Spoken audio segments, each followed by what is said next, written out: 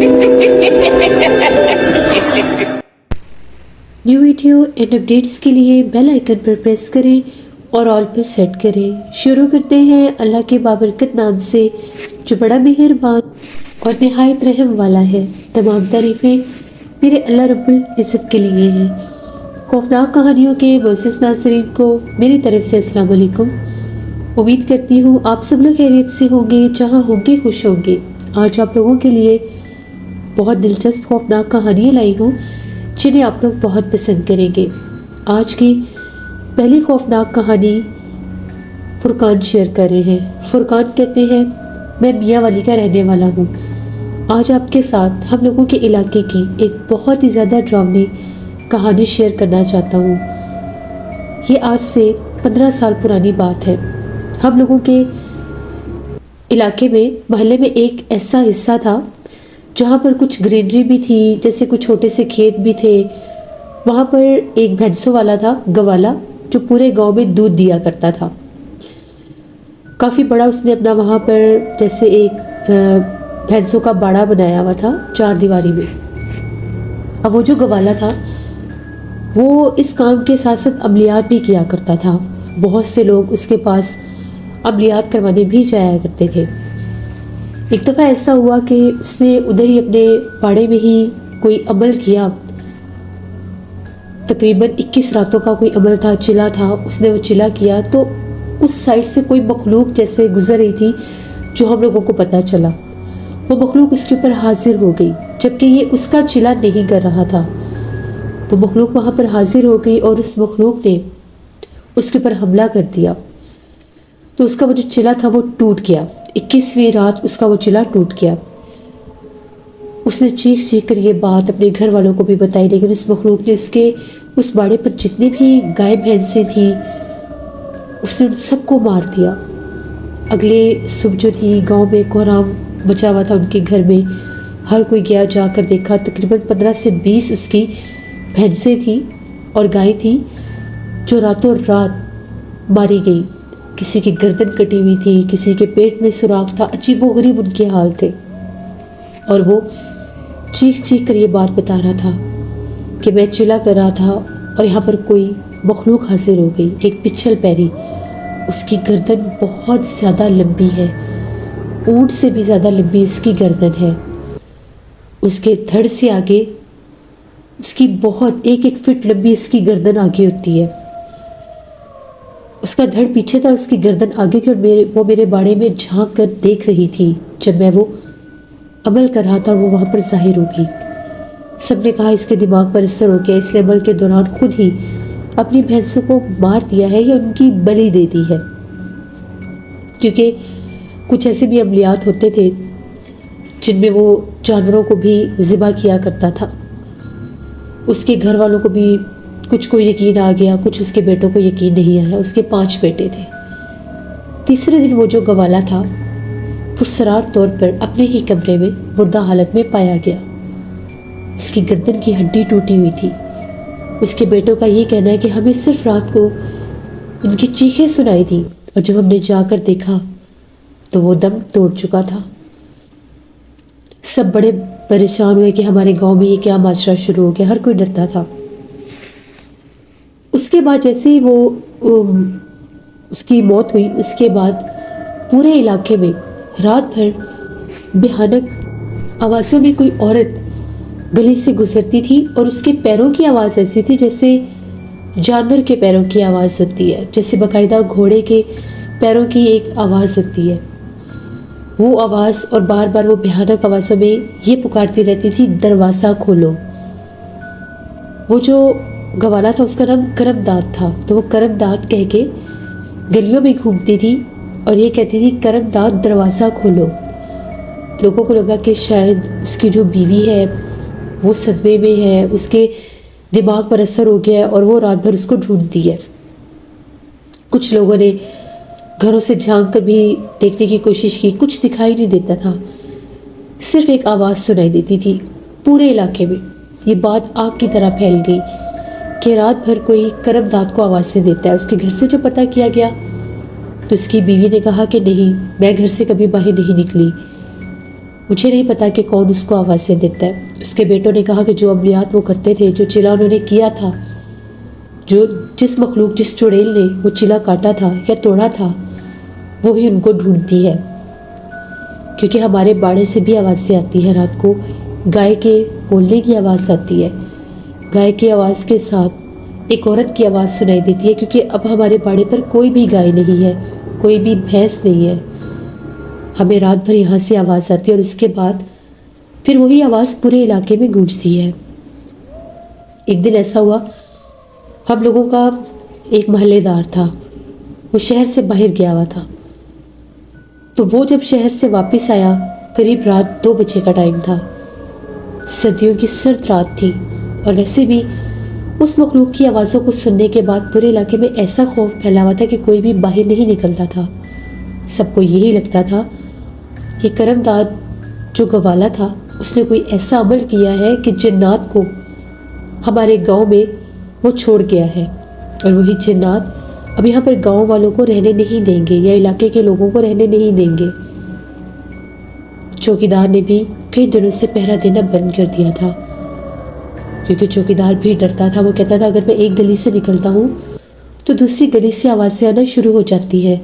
जब उस गली में जाकर देखता हूँ तो पहले वाली गली से आवाज़ें आना शुरू हो जाती है। तो वो जो हम लोगों का मोहल्लेदार था वो वापस आ रहा था। अब जो इलाके में आने वाली हम लोगों के इलाके की तरफ जो अंदर की तरफ सड़क आती थी वो कच्ची थी, तो बसें बाहर ही उतार देती थी रोड पे। वो कहता है कि मैं पैदल चलता हुआ आ रहा था। दूर से कुत्तों के भौंकने की आवाज़ आ रही थी, कुत्तों के रोने की आवाज़ें आ रही थी। बहुत सख्त सर्दी थी। मैंने अच्छी तरह से चादर लपेटी हुई थी और मेरे पास एक लालटेन थी। वो लेकर तो जैसे ही मैं अपने इलाके में आया, मुझे भी डर लग रहा था, लेकिन मैंने इसीलिए लालटेन जलाई थी कि वो मखलूक आग से डरती है। अगर मेरे पास टॉर्च होती तो वो मुझे नुकसान दे सकती थी। अभी जब मैं इलाके के अंदर दाखिल हुआ तो मुझे दूर से आवाज़ें सुनाई दे रही थी, गाय के बोलने की, लेकिन कहीं भी मुझे कोई गाय या भैंस नज़र नहीं आ रही थी।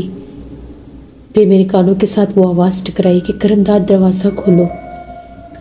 आज मैंने भी तहैया कर लिया कि मैं इस मखलूक को देखूंगा कि सच में ये कोई मखलूक है या सिर्फ एक गैर मरी मखलूक है, एक ना दिखने वाली कुव्वत है जो हमारे इलाके पर मुसल्लत हो चुकी है। वो कहता है अभी पहली गली में ही मैं दाखिल हुआ, इसी तरफ से आवाज़ें गूंज रही थी। मैंने दूर से जो नज़ारा देखा वो बहुत दिल दहला देने वाला था। करमदाद के घर के बाहर मैंने एक अजीबो गरीब औरत को देखा। उसके पैर हवा में थे, उसकी गर्दन ऊंट से भी लंबी गर्दन थी। ऊंट की गर्दन को 2 गुना लंबा किया जाए इतनी लंबी गर्दन थी। वो गली के कोने पर खड़ी होकर करमदाद के भैंसों के बाड़े में झांक कर उसको आवाज़ें दे रही थी। वो बहुत भयानक थी। उसके जानवरों जैसे हाथ थे और पैर भी जानवरों जैसे ही थे। उसको देखकर वो इतना खौफजदा हुआ। उसे पता था कि अगर मैं चीखा चिल्लाया तो ये मखलूक फ़ौरन मुझे जान से मार देगी। वो अल्लाह का नाम लेता उल्टे पाँव वापस हुआ। दूसरी गली में उसका घर था। अपने घर तो वो पहुंच गया, लेकिन 3 दिन बेहोश रहा। 3 दिन के बाद जब उसे होश आया तो उसने सारी बात गाँव वालों को बताई।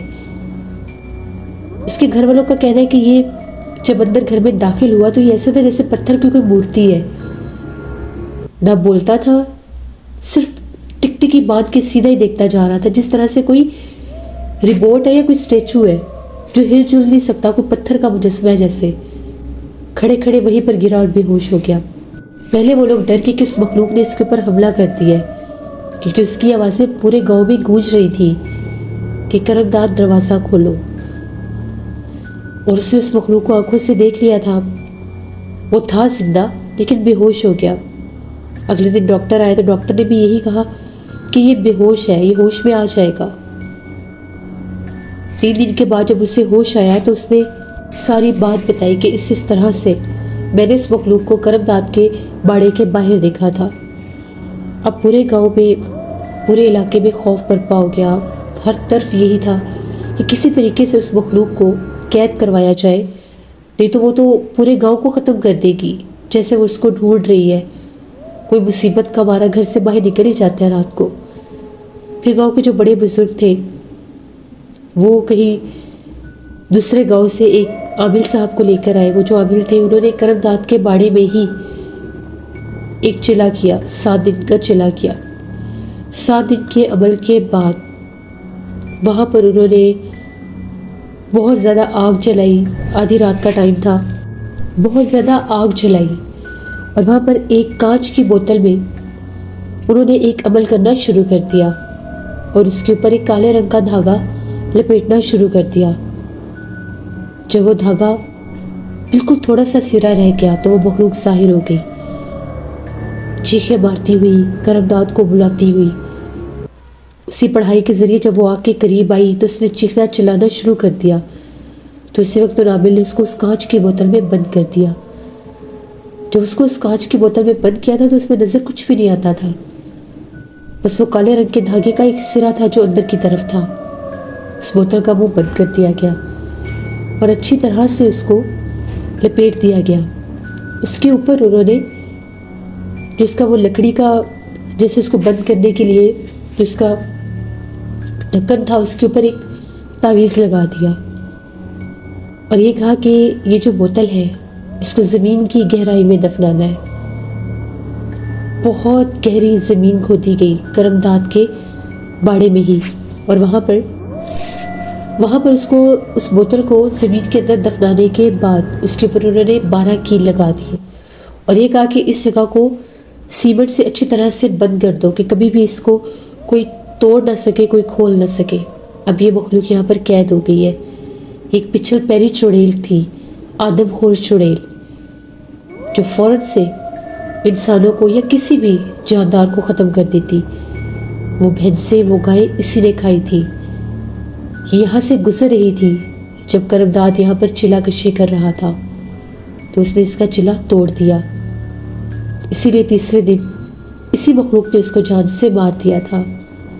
फिर हर कोई इस जगह को देखने जाता था। वहाँ पर उन लोगों ने काफ़ी ज़्यादा जगह पर सीमेंट लगा दिया और कभी भी उस जगह के आसपास ना जाने के लिए 4 दीवारें खड़ी कर दी। वो जगह बड़ी मशहूर थी और वहाँ पर बहुत से लोग उस जगह को बाकायदा देखने जाते थे। हमारे इलाके में बहुत खौफ था। जिस लड़के ने उसे देखा था, हमारे मोहल्ले के लड़के ने, जब वो सारी कहानी सुनाता था तो सुन के बहुत खौफ आता था कि कैसे उसने उसको करमदाद के घर के बाहर देखा था जब वो उसको आवाज़ें दे रही थी। तो ये हम लोगों के इलाके की एक कहानी थी जो मैंने आपके साथ शेयर की। बहुत शुक्रिया फुरकान आपका। जैसे ये थी आज की खौफनाक कहानी। अपना फीडबैक मुझे ज़रूर दें, आप लोगों को कैसी लगी। आप लोग भी अपनी खौफनाक कहानियाँ शेयर कर सकते हैं डिस्क्रिप्शन बॉक्स में दिए गए ईमेल आईडी nosheer57@gmail.com पर। इसके अलावा आप लोग मुझे कमेंट बॉक्स में भी स्टोरी शेयर कर सकते हैं। हॉरर स्टोरीज उर्दू पर भी मैं स्टोरी ऑन एयर कर रही हूँ, उसको भी विजिट करें एंड सब्सक्राइब करें। अपना बहुत सा ख्याल रखिएगा। अपनी ढेरों दुआओं में मुझे, मेरी फैमिली, मेरे पूरे पाकिस्तान